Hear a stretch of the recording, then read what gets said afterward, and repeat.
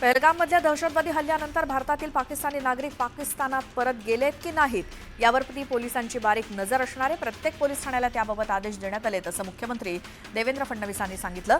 तरीही कोणी इथे राहिला असल्याचं निदर्शनास आलं तर तात्काळ कारवाई केली जाईल असं फडणवीस म्हणाले। धाराशिवच्या तुळजाभवानी मंदिरात दर्शनासाठी आलेल्या मुस्लिम कुटुंबाला ताब्यात घेण्यात आलंय। चौकशीनंतर कुटुंबाची पोलिसांनी सुटका केली। जळगावमध्ये पहलगाम हल्ल्याचा निषेध करण्यात आला। यावेळी मृत पर्यटकांना श्रद्धांजली वाहण्यात आली। मोठ्या संख्येने नागरिकांनी पहलगाम हल्ल्याचा निषेध केला। लोकसभा आणि विधानसभा निवडणूक निकालानंतर मतदारांप्रती कृतज्ञता म्हणून उपमुख्यमंत्री एकनाथ शिंदे बुलढाण्याचा दौरा करणार आहेत। शिंदेंच्या आभार दौऱ्यानिमित्तानं शिवसेनेकडून शक्ती प्रदर्शन केलं जाईल। जिजामाता प्रेक्षागार इथे आभार दौऱ्याच्या कार्यक्रमाला सुरुवात होईल। अकोला जिल्ह्यातील 65 सरपंचांनी शिवसेनेत प्रवेश केला। ठाण्यातील वागळे इस्टेट परिसरात पार पडलेल्या सोहळ्यात उपमुख्यमंत्री एकनाथ शिंदेंच्या उपस्थितीत हा पक्षप्रवेश पार पडला। पीएमआरडीएचा विकास आराखडा तयार करताना बांधकाम व्यावसायिकांच्या जागा वगळण्यात आल्यात। गोरगरिबांच्या जमिनींवरती आरक्षणं दिलेली आहेत अशा तक्रारी मुख्यमंत्री देवेंद्र फडणवीस यांच्याकडे आलेल्या होत्या। त्यामुळे मुख्यमंत्र्यांनी विकास आराखडा रद्द केल्याची माहिती उपमुख्यमंत्री आणि पालकमंत्री अजित पवार यांनी दिली। मुख्यमंत्री तीर्थदर्शन योजनेअंतर्गत रत्नागिरी जिल्ह्यातील 800 लाभार्थी रेल्वेनं अयोध्येला रवाना झालेत। पालकमंत्री उदय सामंत यांनी रेल्वेला हिरवा झेंडा दाखवत रवाना केलं। धनगर समाजाला आरक्षण देण्याकरता राम शिंदेच काफी आहेत असं विधान चंद्रशेखर बावनकुळेंनी यांनी केलं। राम शिंदेंना सभापतीपद देऊ नये यासाठी कोणी कोणी विरोध केला होता याची यादीच माझ्याकडे आहे असं बावनकुळे म्हणाले। वसमतच्या गुंज गावात ट्रॅक्टर अपघातात 7 महिलांचा मृत्यू झाला होता। दरम्यान या महिलांच्या कुटुंबियांची उपमुख्यमंत्री अजित पवारांनी भेट घेत त्यांचं सांत्वन केलं। अकोल्याच्या भांडपुरा परिसरात वाहन पार्क करण्यावरून 2 गटात राडा झाला। यात एका तरुणानं हातात तलवार घेत दहशत माजवण्याचा प्रयत्न केला। या घटनेचा व्हिडिओ व्हायरल होतोय। सांगली आणि मिरज शासकीय रुग्णालयाला प्रदूषण केल्याप्रकरणी हरित न्यायालयानं दंड ठोठावलाय। कोर्टानं 4,68 लाखांचा दंड ठोठावला। येत्या 2 महिन्यात दंडाची रक्कम प्रदूषण महामंडळाकडे जमा करण्याचे निर्देश कोर्टानं दिलेत।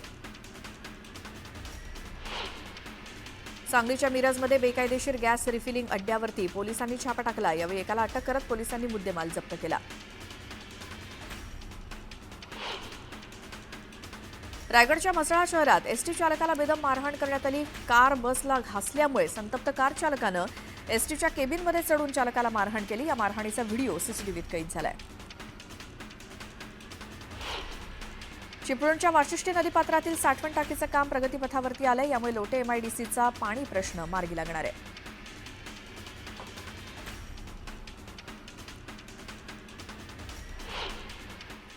त्यानंतर एक मोठी बातमी बघूयात। पोलिसांबद्दल आक्षेपार्ह वक्तव्य करणं शिवसेना आमदार संजय गायकवाड यांना भोवलंय।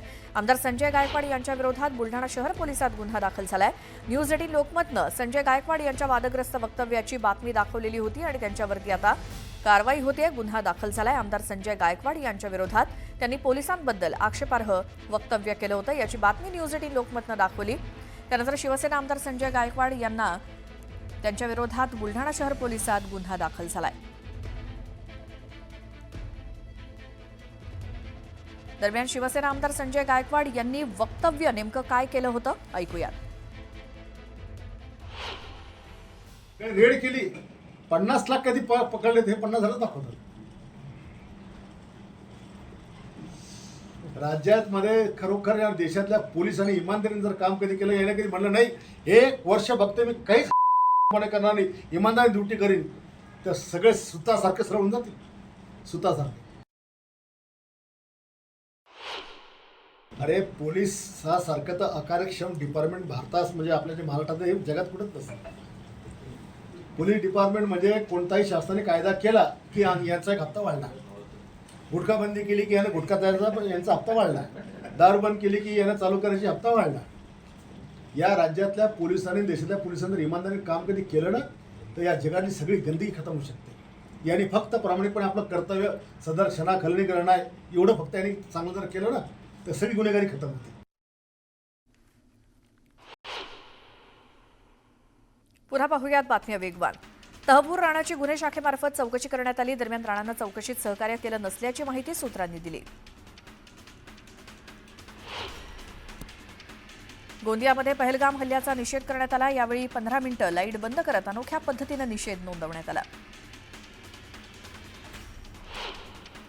पीएम आवास योजनेबाबत मुख्यमंत्री देवेंद्र फडणवीस यांनी मोठी घोषणा केली. या योजनेअंतर्गत ग्रामविकास विभागानं उत्तम कामगिरी केली असून केंद्राकडून आणखी 10 लाख घरांना मान्यता मिळणार असल्याची घोषणा देवेंद्र फडणवीसांनी केली.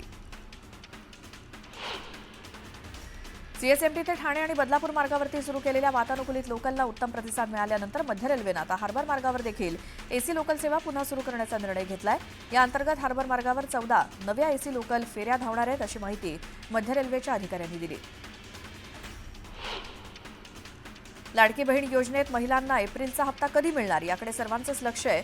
एप्रिलचा हप्ता पुढच्या आठवड्यात दिला जाईल असं सांगण्यात येतंय. महिना संपण्याआधी महिलांच्या खात्यात हप्त्याचे पैसे येतील असं आदिती तटकरे यांनी सांगितलं होतं. दरम्यान आता या योजनेत काही महिलांना फक्त 500 रुपयेच मिळणार आहेत. स्वतः आदिती तटकरे यांनी तशी माहिती दिली.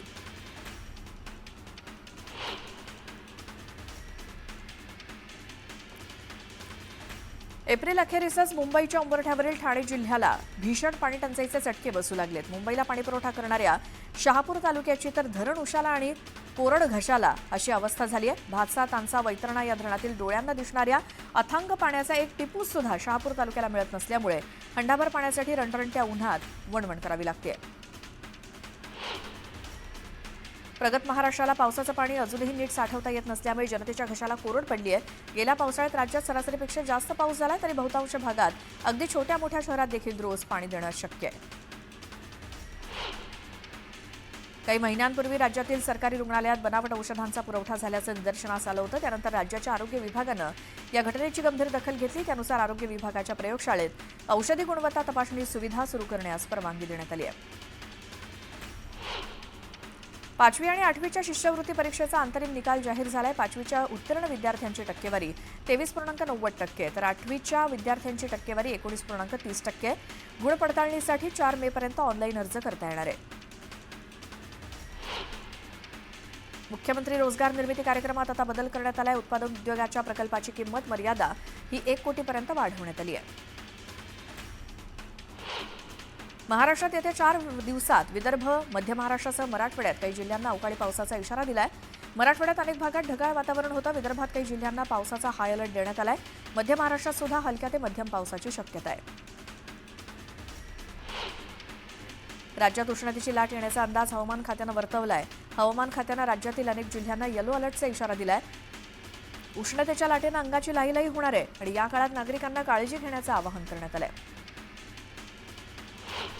बस चालकांना वाहकाचं काम करावंच लागणार आहे. चालकांना वाहकाचं काम देऊ नका असा औद्योगिक न्यायालयानं आदेश दिले होते, परंतु उच्च न्यायालयानं ते आदेश रद्द केले.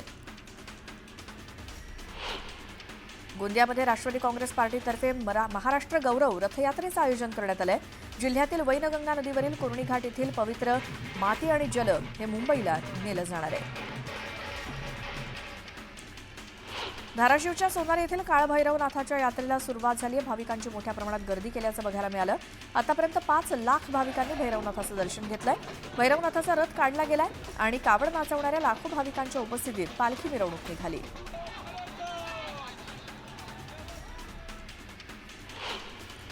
त्यानंतर एक महत्त्वाची बातमी बघूयात. सोलापूर कृषी उत्पन्न बाजार समितीसाठी आज मतदान होतंय. 18 जागांसाठी तब्बल 70 उमेदवार रिंगणात आहेत. श्री सिद्धेश्वर विकास पॅनल आणि श्री सिद्धेश्वर परिवर्तन पॅनलमध्ये थेट लढत होणार आहे. भाजप आमदार सुभाष देशमुख यांच्या विरोधात भाजप आमदार सचिन कल्याण शेट्टी यांच्या पॅनलची प्रतिष्ठा पणाला लागली आहे. त्यामुळे भाजपचा सुभाष देशमुखांचा पॅनल आणि काँग्रेससोबत सचिन कल्याण शेट्टी यांनी युती केल्यामुळे निवडणुकीकडे सर्वांचंच लक्ष लागलंय.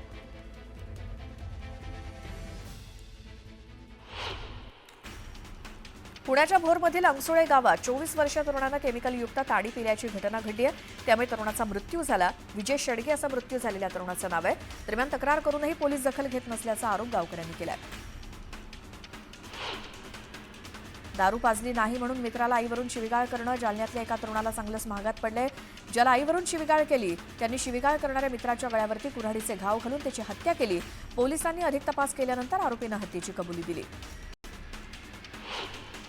विदर्भ, मराठवाडा आणि उत्तर महाराष्ट्रासह राज्यातील 24 जिल्ह्यांच्या विकासाला समृद्ध करण्याच्या दृष्टीनं कलाटणी देणाऱ्या समृद्धी महामार्गाच्या अंतिम टप्प्याचं काम पूर्ण झालं. या महामार्गाचा उद्घाटन समारंभ पंतप्रधान नरेंद्र मोदी यांच्या हस्ते मे महिन्याच्या पहिल्या आठवड्यात होण्याची शक्यता आहे. व्यवसाय प्रमाणपत्राशिवाय किंवा एकाच ट्रेंड सर्टिफिकेटच्या आधारे अनेक दुकानं थाटल्याप्रकरणी राज्यातील ओला इलेक्ट्रिक मोबिलिटी लिमिटेडच्या शोरूमवरती आरटीओनं कारवाई केली. त्यानुसार राज्यात ओलाचे 121 शोरूम ट्रेड सर्टिफिकेटशिवाय सुरू असून ती तात्काळ बंद करण्याच्या सूचना आरटीओनं केल्या आहेत. राज्याच्या कृषी विकासात सहकारातून उभ्या राहिलेल्या बाजार समित्यांचं मोठं योगदान असूनही अद्याप राज्यातील 68 तालुक्यांमध्ये बाजार समित्या नाहीत. हे लक्षात घेऊन आता शासनानं राज्यात नव्यानं 65 कृषी उत्पन्न बाजार समित्या स्थापन करण्याचा निर्णय घेतलाय. शिर्डी विमानतळाचा विस्तार करण्यात येणार आहे. नाशिक त्र्यंबकेश्वर कुंभमेळ्याच्या पार्श्वभूमीवर शिर्डी विमानतळावरती 2 हेलिपॅड आणि 8 वाहनतळे उभारण्यास मान्यता देण्यात आली आहे. मुख्यमंत्री देवेंद्र फडणवीस यांनी महाराष्ट्र विमानतळ प्राधिकरणाच्या बैठकीत ही मान्यता दिली.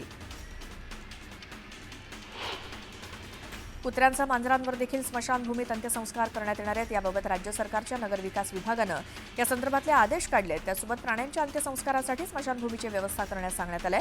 मंत्री सरनाईकांनी अधिवेशनात हा मुद्दा मांडला होता. राज्यातील बाजार समितीमध्ये 8,535 क्विंटल आवक झाली. त्याला सर्वसाधारण 2,741 रुपये प्रति क्विंटल इतका दर मिळाला. राज्यातील बाजार समितीमध्ये हरभऱ्याची 18,381 क्विंटल आवक झाली. त्याला सर्वसाधारण 5,843 रुपये प्रति क्विंटल इतका दर मिळाला.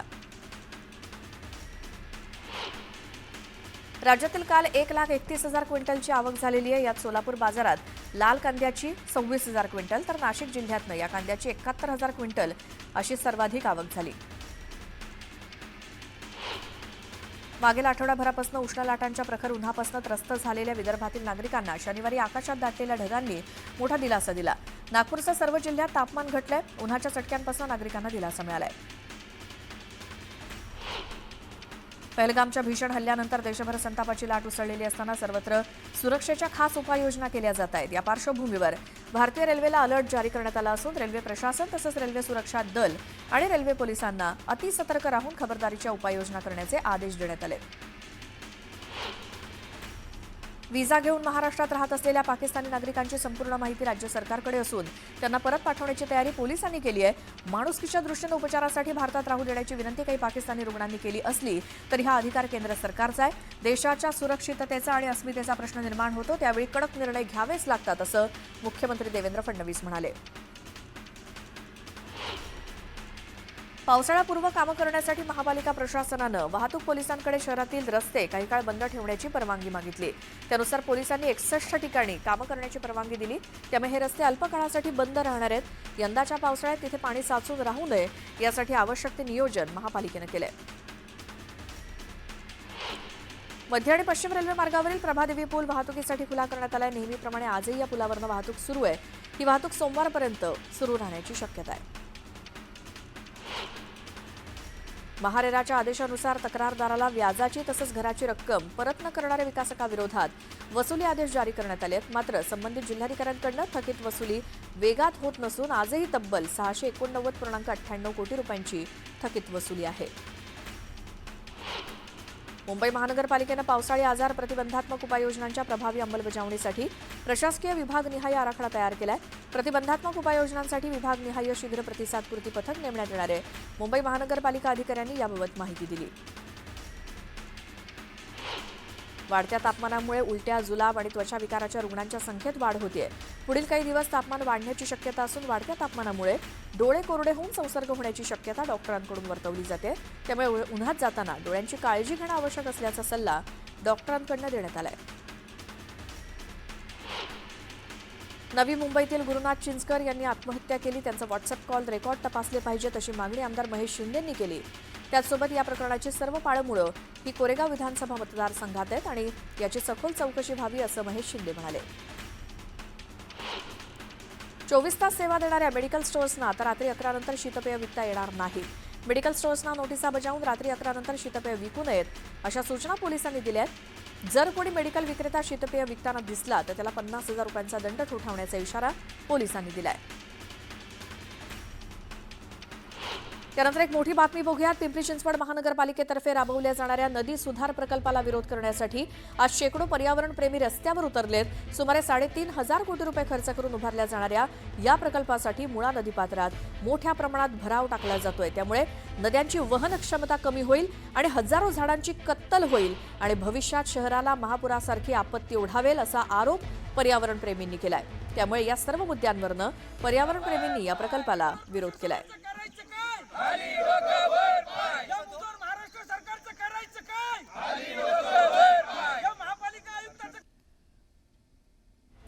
पिंपरी चिंचवडमध्ये शेकडो पर्यावरणप्रेमी हे आज रस्त्यावरती उतरलेत.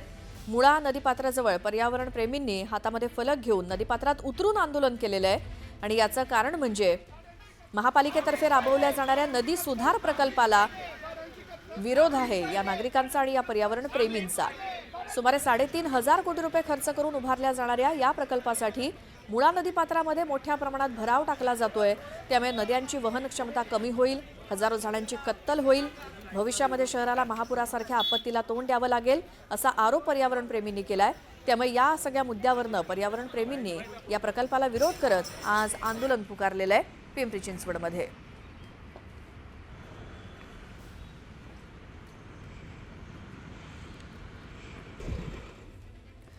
ही दृश्य आहेत मुळा नदीमध्ये जो काही भराव टाकला जातोय त्यामुळे जे काही गंभीर परिणाम उद्भवणार आहेत त्या दृष्टीनं पर्यावरणप्रेमी आज आंदोलन करतायत. या संदर्भात अधिक माहिती घेऊयात. आमचे प्रतिनिधी गोविंद वाकडे आपल्या सोबत आहेत. गोविंद, काय माहिती?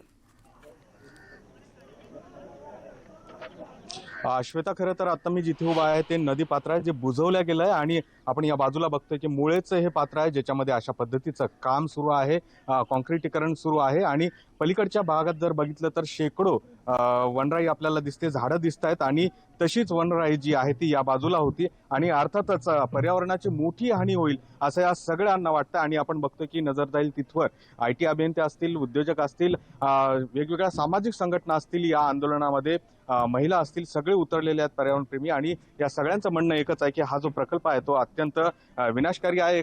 सर, श्वेता, आपण सारंग यादव सर आपल्या सोबत आहे, पण त्यांच्याकडनं जाणून घ्या. हे ऐकताना सगळ्यांच्या अंगावर शहारा येईल की या प्रकल्पामध्ये नेमकी किती झाडं तोडली जाणार आहेत आणि काय नेमका विनाश होणार आहे. या प्रकल्पामध्ये अधिकृतरित्या फक्त मुळा मोठ्या नदीतली किमान 22 ते 23,000 झाडं तोडली जाणार आहेत, मोठी झाडं. याशिवाय छोटी जी झाडं झुडपं आहेत ती तर अगणित तोडली गेलेली आहेत. नुसते तोडतच नाहीये तर आपण जे उभे आहोत या मातीखाली, भरावाखाली बुजवून टाकली जातात. नदी पात्रात नुसती झाडं तोडतायत अशातला भाग नाहीये. नदीची जे पाणथळ ज्या दोन्ही बाजूच्या जागा आहेत त्या पूर्णपणे बुजवल्या जात आहेत, कॉन्क्रीट टाकून आणि राडारोडा टाकून, ज्याच्यातून नदीची रुंदी मुळात किंवा 40% कमी करतायत. आणि ह्या लोकांना हे समजत नाहीये की नदीची जर रुंदी कमी केली तर पुराच्या पातळ्या वाढणार आहे. कुठल्या प्रवाहाला जो काही आपण जागा जर ठेवली नाही, स्पेस ठेवली नाही, पण अर्थात प्रकल्प राबवत असताना सर एकंदरीत बघितलं तर NOC ज्या आहेत त्या घेतल्या असतील प्रशासनाने का, त्या संदर्भातही काही शंका आहे? या ज्या काही याला क्लिअरन्सेस घेतलेले आहेत हे पूर्णपणे चुकीचा डेटा देऊन, चुकीची आकडेवारी देऊन दिले गेलेले आहेत. आणि हे करताना जे काही शासनानेच बांधलेले जे काही नियम आहेत, जलसंपदाने जे काही केलेले नियम आहेत, हे पूर्णपणे कोलून या प्रकल्पाला मान्यता दिलेली गेलेली आहे आणि याच्या मागे राजकीय वर्चस्व पणाला लावलं गेलेलं आहे. गंभीर स्वरूपाचे हे सगळा आरोप आणि भावना दिसत आहेत. खरं तर महानगरपालिकेकडे या प्रकल्पाची कोणी मागणीच केली नव्हती असं सगळ्यांचं म्हणणं आहे. तरी हा प्रकल्प राबवला जातोय. 2 महिन्यापासून तुम्ही आंदोलन करताय आणि अजूनही काम सुरू आहे जिथे आपण उभे आहोत. महानगरपालिकेचा उद्देशातून स्पष्ट आहे की लोकांनी मागणी केलेली नसताना किंवा या नदीच्या भराईकरणामुळं किंवा नदीचं आता नवीन जे कॉन्क्रिटीकरण होत आहे त्याच्यामुळं लोकांचं जीवित धोक्यात आलेलं असताना सुद्धा केवळ आणि केवळ पैसे कमवणे एवढ्या उद्देशानं महानगरपालिकेच्या वतीने हा कार्यक्रम केला जातोय. तुम्ही पाहिला असेल आरे प्रकल्पामध्ये सुद्धा अशाच पद्धतीनं झाडं वाचवण्यासाठी आंदोलन केले, परंतु आत्ताचे मुख्यमंत्री देवेंद्र फडणवीस यांनी त्या ठिकाणी आरे कॉलनीतली सगळी झाडं तोडायला लावली.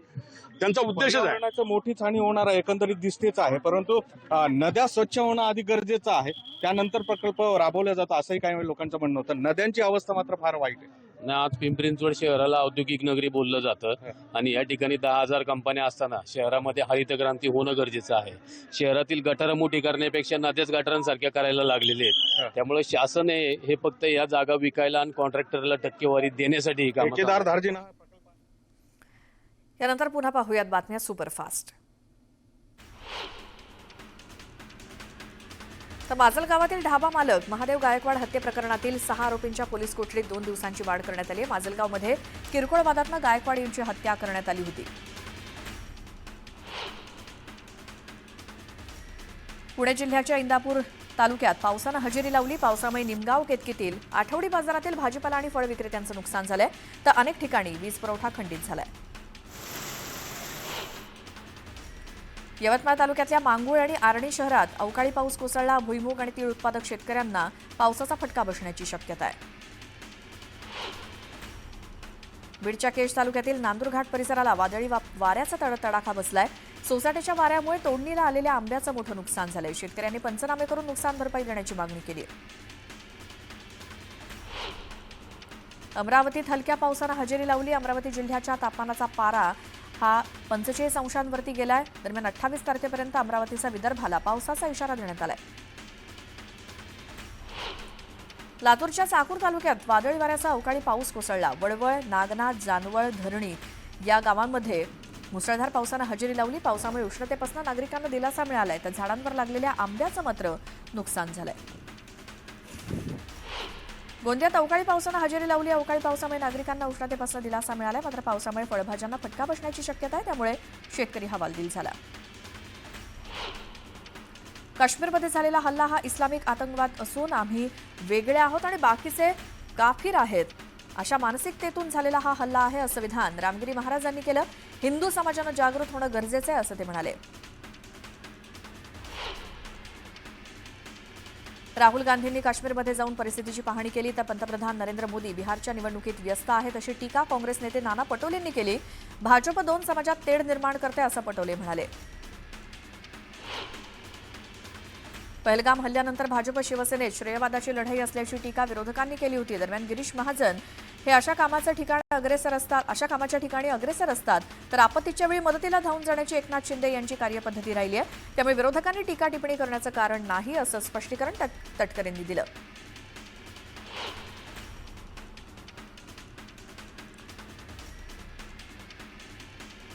संतोष जगदाळेंची कन्या असावरी जगदाळेंना शासकीय नोकरी देण्याची मागणी हर्षवर्धन पाटील यांनी केली. असावरी जगदाळे यांना शासनाचा शौर्य पुरस्कार मिळायला हवा, असं पाटील म्हणाले.